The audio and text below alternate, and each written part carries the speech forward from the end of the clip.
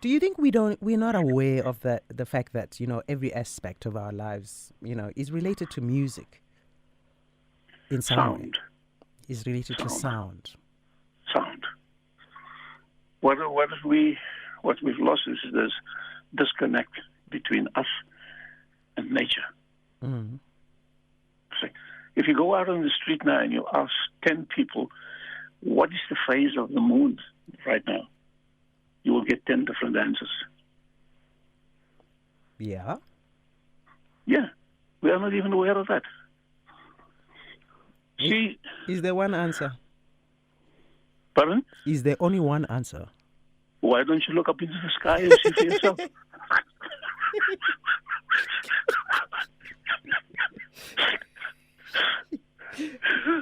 They won't look up. They'll answer before even looking. Now you're looking for gold.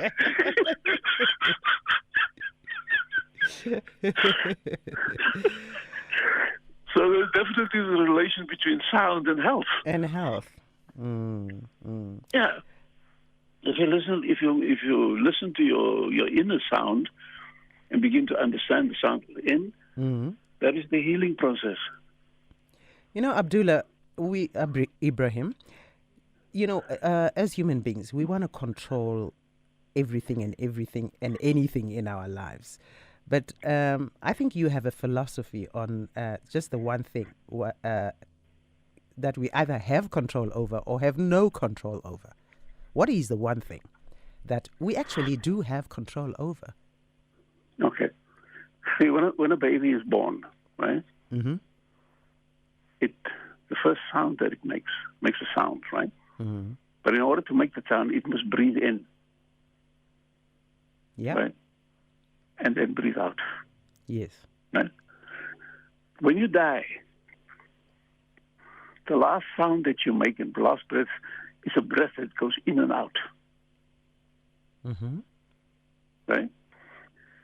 Now, both of those sounds at birth and at death, you have no control over. Right? Yeah. In your life, as we're speaking now, we are breathing, but we are almost unaware of it. It's automatic. Yes. Right? We have no control over it. But breath is the only thing that we as human beings have that we are able to control. Mm-hmm. Breath. Everything else is? Everything else is automatic. The only thing that you have is breath that you can control. You can decide which way you breathe in, breathe out. And so even the animals don't have this. We are the only creatures that have this capacity to control our breath. Wow. Now, it's in that control of our breath that we discover the silence within, and we discover our sound, and we discover then that we have no conflict with anybody, and we don't have any conflict in the universe. We're at peace with everything. Wow, and I that's quite profound. And I would imagine even just your understanding of spirituality and or religion is probably just as deep. I mean, you keep talking as we're having a conversation about you talking to your Japanese friend, doctor, is a mentor. What is he? Is your teacher? My teacher. Yeah. He's your teacher and teaching you what? Judo. Everything. Okay, let's talk about... We say Budo. Budo means, people call it martial arts, but it has nothing to do with that, you see. Okay. It's got nothing to do with fighting. What is it? My teacher says if you want to fight, join the army. It is the process of understanding the breath, of understanding the self. You see, we can fix everything. We can fix a car. We can fix your computer. We know how it works, but we don't know how we are composed. Yeah. We have no understanding of ourselves. We don't have any understanding of how our breath works, or how our eyes work, or how our muscles work. So this is what Buddha is. It's a lifelong quest to understand the self. And how far are you with this quest?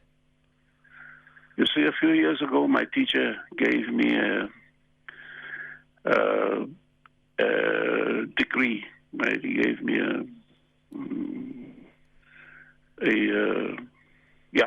and he gave me this. He said, "Okay, now you are 9th degree black belt after 50 years." You see, after 50 years, 90 degrees. 50 years, ninth dan, 9th degree. Oh, 9th degree. Okay. 9th degree black belt. Okay. So I said to my teacher, "Excuse me, teacher, but why do you give me this? Because I don't know anything." Mm-hmm. And he said, "That's precisely why I give it to you, because me too, I don't know anything." Wow. Sure. Right.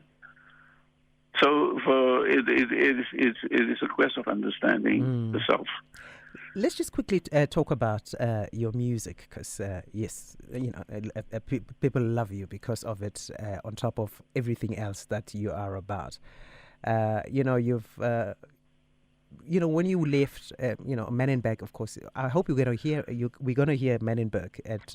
Definitely. Performed by we the have Jazz a new Epistles. version. We have a new version of it also, because Menenberg has changed, you know. Because Menenberg everything else has changed. Pardon? Because everything else has changed. Everything else has changed. So we'll play a new relevance for Menenberg. Yes, the song from the ancient tradition of Menenberg to the new. Because everything evolves, Sure. right? Everything evolves. Sure. If you stand still on a spot, you're dying slowly if you stand still. Thank you. Let's talk about Joe from Kilimanjaro. Prajo from Kilimanjaro. Prajo from Kilimanjaro. That's song. I recorded the song solo piano. And I've been working with this idea of creating a traditional rhythm. You see. And expanding on that traditional rhythm. So I put like the bass line, I think it was in 5 or I think 7, I can't remember. And then I am free to ride on it and go anywhere.